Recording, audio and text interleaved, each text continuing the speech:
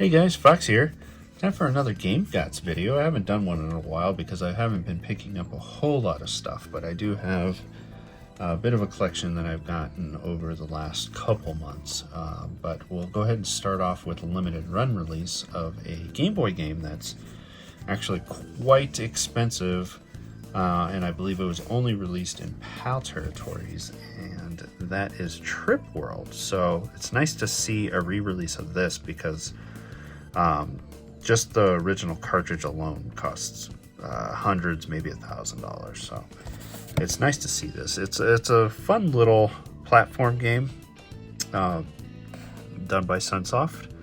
I popped it in for a little bit, and it's pretty enjoyable. I can see why it's popular. Here's the limited run cartridge, little sparkly, like off-white gray case. And it's pretty hefty actually, so it feels like it's pretty well built. Also came with a manual as well. And I'm not sure, yep, we've got some color in here too, which is nice. Well, one color, yellow. But yeah. Up next, I found something for the PSP. While I was out game hunting, I was in an antique mall and I saw this sitting there for $1, so I went ahead and grabbed it. It's Naruto Ultimate Ninja Heroes. Yeah, it just looks like your typical Naruto fighting game. Never really watched the anime except for some of the movies. But yeah, I'm sure it's competent enough and enjoyable. And it did come complete. Manual's a little beat up, but that's alright. Alright, that's it for my retro stuff. Let's go on to the modern stuff. We got quite a few actual limited run releases over the last couple months, but first one is Senran Banka, 1,000 Colors of Love. I've never played a Senran game, so I kind of know what to expect, but I believe this one's kind of a visual novel of this, which I typically don't always enjoy. It's kind of hit and miss with me, but why not? I figured I'd give it a shot. Up next for the Switch is where I found at the same antique market for some of those cheap games. I also found this for $10, and it's No Man's Sky for the Switch. No Man's Sky always interested me. I just never enough to stop what I was currently playing to give this a shot. But since this one has everything, as far as I know, on the cartridge, fully playable, that's excellent. So yeah, I'm sure it doesn't play the best on the Switch, but I'm sure it's competent enough. Another limited release, but I think this was a partnership one because I don't think it's a numbered release. It is Tokyo Dark Remembrance. I forgot why I got this one, but I thought it was pretty cool. There's no screenshot, so I don't remember. But it definitely it interested me enough. I'm not sure if it was like an action RPG or just like a survival horror puzzle game. I can't remember, but yeah, I don't know. We'll find out, I guess. This one I do know about from Limited Run, and this is a limited run numbered release, and that is This Way Madness Lies. This is a RPG that runs kind of like or resembles the looks of like the Shining Force games or the old Fire Emblem games in the way that the combat is presented. I think it's kind of neat. It's just your pixel art style game, but looks a lot of fun. And I forgot, Zyboard Games made another game before this one, and I forgot what it was. But that's alright. I was really looking forward to giving this one a try, so excited for this. Up next is one I've been waiting for a while. It's because I ordered some extras for this game, and it is River City Girls 2. I really enjoyed the first one. The second one I heard is pretty good, although it did release digitally first a while ago, but it had its fair share of bugs and problems. But since then, I believe they've been all patched out and it's running quite well. So very happy to play this. Big fan of WayForward, so the first one was excellent. And I also got the slipcover case that will fit the first game, River City Girls 0 and 2. And I have them all, so it'll look nice in its little cardboard slipcase.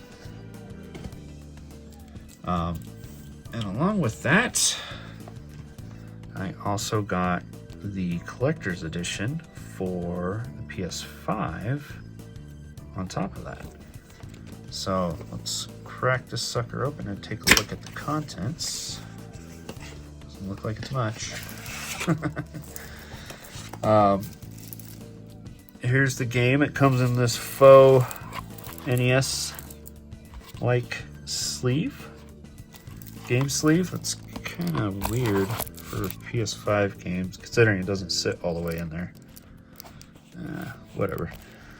And then it came with some goodies here.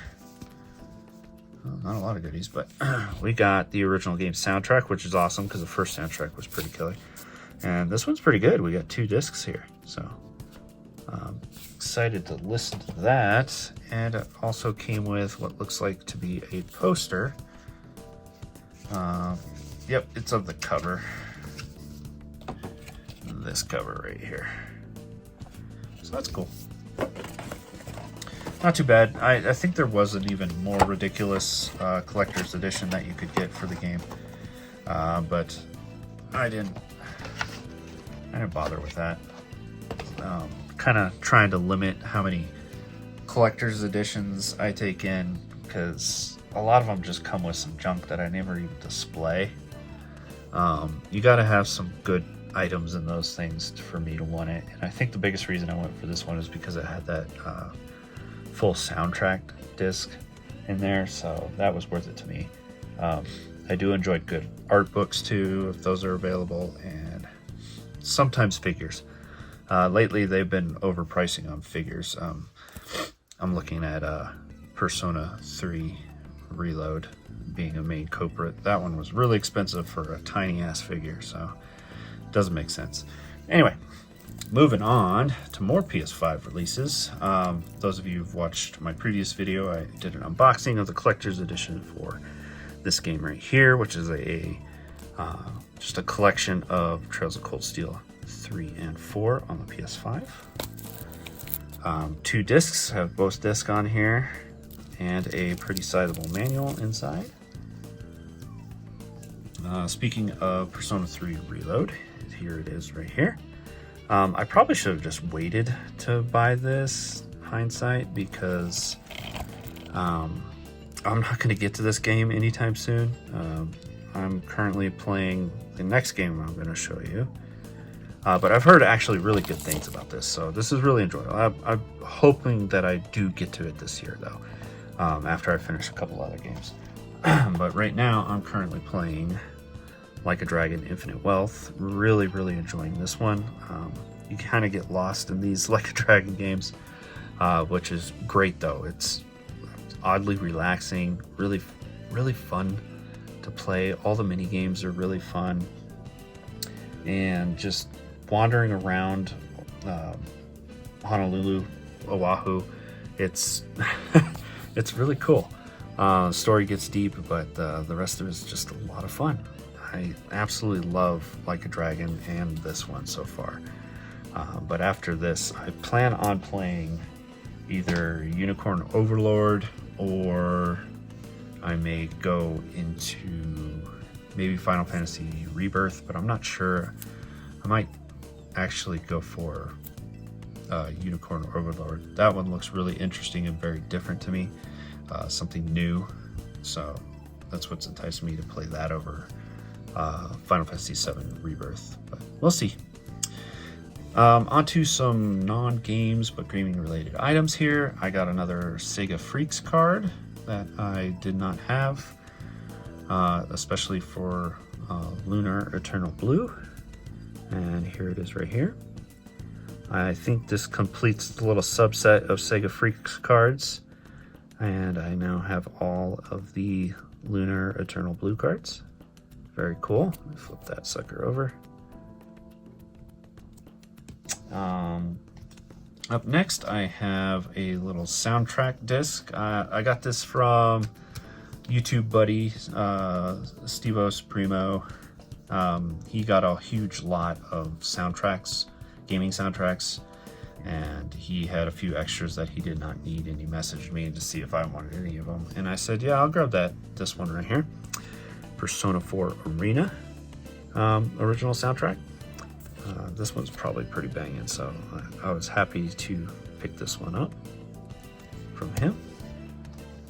And then lastly, we've got an amiibo set, and it's for Noah and Mio from Xenoblade Chronicles 3. This was kind of like a weird drop for amiibos, because I mean the game came out a couple years ago, yet the amiibos had just come out. Sometimes it's weird how they do their amiibos. I'm not sure why they wait so long to produce some of these. The back of these things are boring as hell now. It doesn't even talk about the game or the amiibos themselves anymore. I'm wondering if Nintendo's gonna stop making these soon, because they just don't seem to be a priority at all for them anymore. But we'll see. Very cool.